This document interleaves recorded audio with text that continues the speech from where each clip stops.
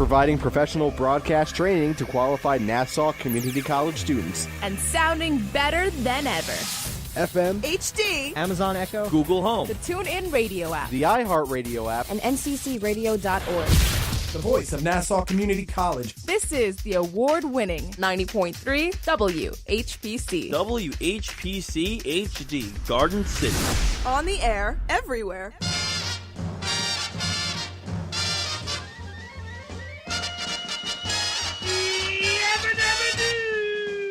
Flintstones, meet the Flintstones. They're the modern Stone Age family. From the 90.3 WHPC, the voice of Nassau Community College. This is from the Press Box, part of the WHPC Sports Talk family, which includes Sports Talk on Mondays at 9 a.m., Mondays at 5 p.m., Tuesdays at 5 p.m., Thursdays at 9 p.m., and Friday at 3 p.m. So much to listen to here at WHPC. Go to our website, nccradio.org, to find out about more than the 60 programs we have on this fine radio station. I'm Rob Leonard.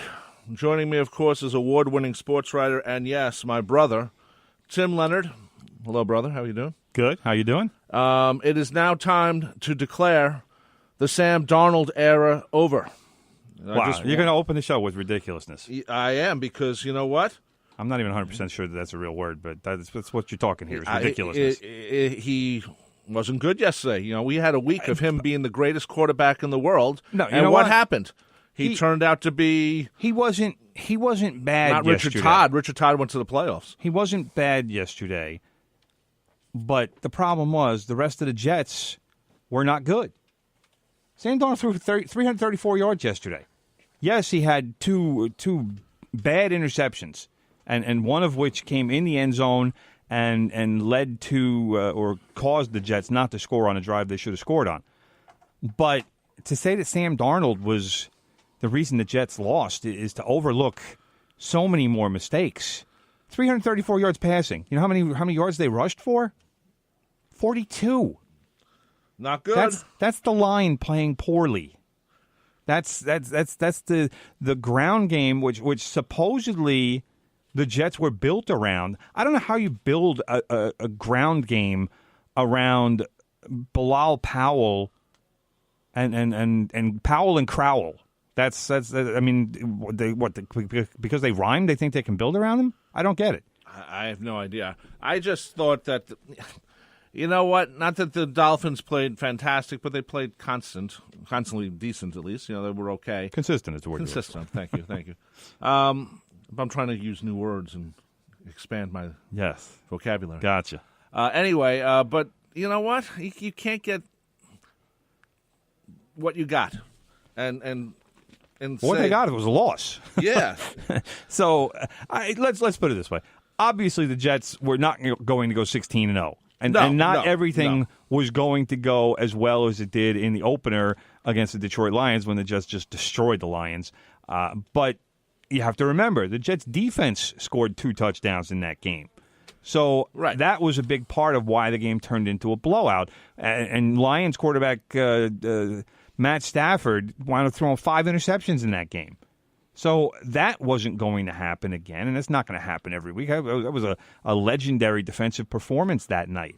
So to expect that level of performance again is asking a lot. Yeah, even though the Dolphins, I'll say it right now, the Dolphins are not as good a team as the Lions are. But Ryan Tannehill, who is certainly not as good a quarterback as Matthew Stafford, but he played a clean game yesterday. He wasn't great, but he didn't turn the ball over. He didn't throw any interceptions anyway. He threw for not even 200 yards, but he managed the game. And in this day and age, that's a requirement for a quarterback. Not many guys do that. And the teams that do have their quarterbacks do that tend to win games in the NFL. And that's what happened yesterday. I agree. I'm joking around with Sam Darnold. I mean, I wrote that on Facebook, and God, so many people thought I was serious. But well, sarcasm is a little difficult to see on Facebook. Right? You should indicate. No, when I write like sarcasm on Facebook, I do a little hashtag yes sarcasm, just so people know. I figured people would know. Otherwise, you get joking. Otherwise, you get overly hysterical reactions from people sometimes. Our friend Rob Tuck wrote, "I'd be happy they were 8-8." Well, yeah, I think a lot of people would this year. When you look at what the Jets, let's face it, the Jets overachieved last year. And it was almost to their detriment that they didn't lose more games. I mean, they still wound up getting the franchise quarterback that I think everybody wanted them to get, and we'll talk more about that later. But they had to give up how many second-round picks to do it, to move up and to move into that position, and get a little cooperation from the Giants because the Giants decided not to go in the rebuilding mode or take that path, and the Jets decided to do that. So the Jets have I don't think the Jets have any delusions of what this season holds for them, especially by making a rookie their starting quarterback. This is going to be a learning process of a season. It's going to be what they can do to get better, and basically what they can do to make Sam Darnold a better quarterback, and what they need to do to get his learning curve to accelerate as much as possible, so that this time next year, I'm not going to say the Jets are a contender, but that I would think is the plan. Because if you look at here's two perfect examples: Carson Wentz and Jared Goff. Both of those guys, they were number 1 and number 2 picks in the draft a couple years ago, or a few years ago now. Now it's 3 years. Both of them were not very good as rookies because they were learning the speed of the NFL. Goff especially had big problems. I think people were thinking he was going to be a bust. But then in the second year, Carson Wentz was an MVP candidate before he tore his ACL and needed surgery, and Jared Goff led the Rams to a playoff spot, and the Rams wound up being one of the best teams in the NFL last year to the point where this year, I don't know that people necessarily expect them to go to the Super Bowl, but they are a contender in the NFC. Sure. So that, I think, is the Jets' big plan with Sam Darnold is let's see what we have, which now they have done. We know what we have, something good. And let's see how far we can get him in his learning process, so that next year we can really kind of take off and see what this team can do with a couple of key free agent signings and a couple of key draft picks. Well, the reason I was thinking that the Jets might have done better yesterday is because mind you, it's against Detroit and everything in the first week, but they scored a lot of points, and not just right, but that's not just to win, but to They exploded like they hadn't exploded in a long time. So that's what I was thinking, that maybe that continues. Even if they lose, let's say 35-31, they're still getting 31 points. I don't know why. Why would you see that as a good thing? I don't know. Because I would like the Jets to score more. I know every football fan wants their team to score more. That's why they have defenses. I know. Well, I just would like to see that with the Jets. That's all. Well, I don't, I don't know what to tell you, because the Jets. You don't have to tell me anything. The Jets are limited in terms of their offense. They still are lacking big play receivers. I mean, they signed Terrell Pryor in the offseason, but let's face it, if Terrell Pryor is your number 1 receiver, your receiver core has some problems.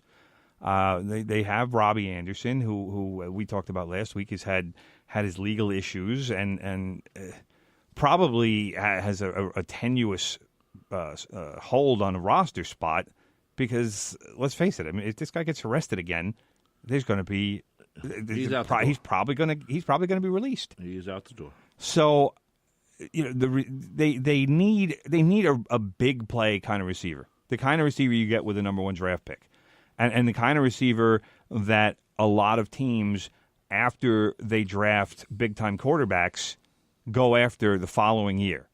The Raiders drafted Derek Carr a few years ago. The next year they went out and got Amari Cooper in the draft. You need to pair a big-time receiver with your franchise quarterback. And the Jets don't have that guy yet. They have receivers, don't get me wrong, and they have a couple of pretty good receivers, but overall, their receiving core certainly could be better. And that's something that they'll have to address, whenever down the road. I mean, I've already heard some Jet fans that I know saying, well, why don't they sign Dez Bryant? And I'm like, Dez Bryant's not the answer for the Jets. Dez Bryant's a one-year kind of guy where if you think your team has a chance to do something, right. maybe he would improve things a little bit, but then you have to deal with Dez Bryant's attitude, and he's not a long-term solution. And the Jets right now need to keep thinking and looking long-term because their best days are probably 2 or 3 years down the road. And that's because you're going to have to wait for Sam Darnold to turn into the kind of quarterback who can win you a Super Bowl. And that's and we're going to see games like we saw yesterday. Like I said, Sam Darnold to me played pretty well. I'm not sitting here defending him because the first interception was a disaster. I mean, threw the ball right in the guy's chest. and then the second interception, the Jets needed points there. Right, you can't let you and Terrell Pryor, to his credit, a lot of Jets yesterday took the hits. Sam Darnold after the game put it on me. But Darnold's the type of guy who'll do that, which I like about him. He's 21. I know that he's 21-year-old his second pro kid. game. His second pro game, he shouldn't. Well, he's not going to say, "Well, it wasn't my fault," but I like the fact that he said, "You know what? It's put it on me." Yeah. I love it when I hear quarterbacks say that because not a lot of them do.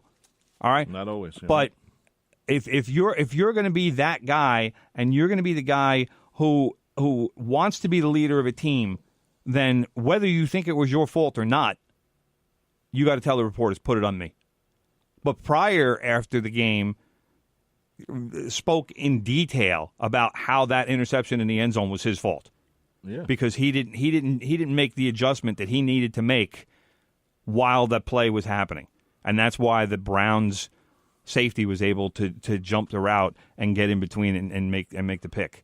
So, but Darnold said if he had to do it over again, he would throw the ball higher because Pryor's 6'4" and he weighs about 2 something. He can get up and he could have gotten to the pass. You put the ball up there and let him make a play. And Pryor after the game he said, that's my fault. And Pryor's a former quarterback too, so he's used to being in that position where he says, "Hey, put it on me." So I don't have a problem with that. But a lot of Jets, not necessarily, I don't want to say taking the blame, but putting bad plays and taking responsibility for it. It's I like also seeing the second that. game of the week, which is a good thing to see that they're already banding together. Yeah, Brother, that's we good, have good teamwork. We have our return caller, Mike that? from Massapequa. We love Mike. Mike wants to talk about how the Jets played yesterday. Michael, welcome back to this is going to be from good. the press box. How are you? Good morning, men of sports. Thank you. Good morning, Michael. First I'd like to say what I'm thinking. I don't know if anybody else is seeing this. I'm having flashbacks of Sanchez again. No, You get a guy coming out of college, a lot of hype, a lot of talent, but to me, why throw him into the fire? I think he should have been weaned into the season, starting with McGowan. Let him come in the fourth quarter. Let him learn slowly but surely. Instead, basically, you're starting for the season. You're basically saying the Super Bowl is not happening this year. As you even said, it'll be 2 years, 3 years down the line before they can develop and put him into the situation. So we're ditching the season already. We've already lost the baseball season, and now we're going to have the same thing. Well, Met fans have lost the baseball season. Met fans, come on. If you're Yankee fans, right. Yankee Plus fans, Met fans, we still got and some us season Jet here. fans, it's a double hit. Right. And like I said, he looked great in Detroit, but that was a facade because Detroit was so, with the new coaching system, was so unprepared. It's as if they didn't even practice. So I knew he was going to get more exposed as the season goes on, as he faces more capable teams. I'm just hoping it doesn't turn into a Sanchez and the kid gets ruined. I believe in weaning him, time, and if the season looks like it's diving, then let him take the realm. Well, but let's play to win for this season. Well, all right. Let me address a couple of these things. First of all, I said the same thing a couple weeks ago, where I said the Jets, to me, the best move for them to make was to start Teddy Bridgewater, who played pretty well, or very well,